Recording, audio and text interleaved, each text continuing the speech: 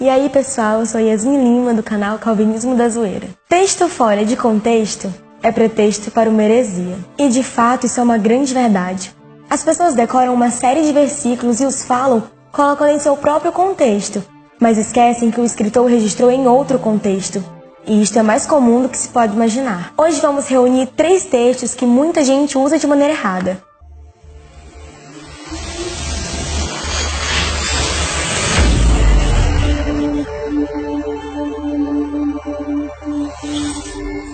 Vamos ao primeiro, que se encontra no Evangelho de João, capítulo 10, versículo 10. O ladrão vem somente para roubar, matar e destruir.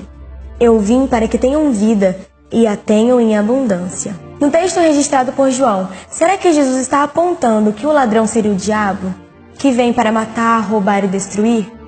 Apesar de saber que as intenções do diabo são essas, o contexto da passagem não aponta para o diabo como ladrão. Vamos ao contexto. Todos quantos vieram antes de mim, por mim será salvo. Entrará e sairá e achará pastagem. O ladrão vem somente para roubar, matar e destruir. Eu vim para que tenham vida e a tenham em abundância. Eu sou o bom pastor. O bom pastor dá a vida pelas ovelhas. O mercenário que não é pastor, a quem não pertencem as ovelhas, vê vir o lobo, abandona as ovelhas e foge. Então o lobo as arrebata e dispersa.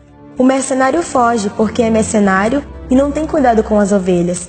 Eu sou o bom pastor, conheço as minhas ovelhas e elas me conhecem a mim.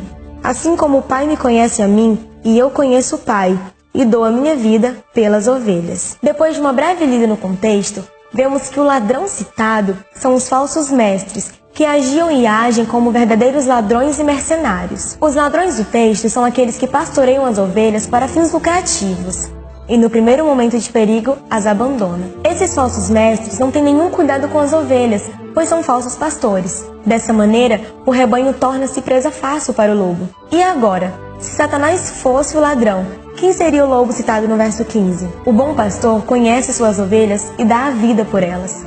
Este era o foco da mensagem de Jesus. Texto 2, no livro do profeta Malaquias, capítulo 3, versos 10 e 11. Se você já visitou alguma igreja de cunho pentecostal ou neopentecostal, com certeza já ouviu algo assim. Devorador é um tipo de demônio que devora as finanças e causa prejuízos àquele que não é fiel nos dízimos e nas ofertas, e que a única coisa que pode repreendê-lo é o dízimo. Os que creem no demônio devorador usam como base o texto de Malaquias 3, versos 10 e 11. Leiamos. Trazei todos os dízimos à casa do tesouro, para que haja mantimento na minha casa, e provai-me nisto, diz o Senhor dos Exércitos, se eu não vos abrir as janelas dos céus e não derramar sobre vós bênção sem medida. Por vossa causa, repreenderei o devorador, para que não vos consuma o fruto da terra.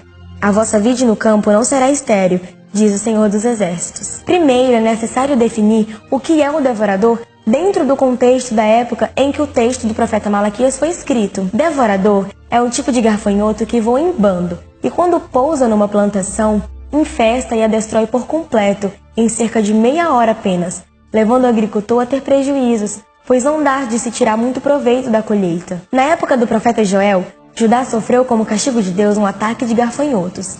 Esta nação havia pecado gravemente contra o Senhor, e o castigo, que resultou numa grande crise econômica de toda a nação, era o meio de Deus levar o povo ao arrependimento de seus pecados e a se voltar para Ele. Esse mesmo entendimento se aplica também no caso de Malaquias, onde o povo de Israel, que sobrevivia da agricultura, também sofreu financeiramente com a praga dos gafanhotos devoradores. A ideia de que existe um demônio devorador é uma falácia.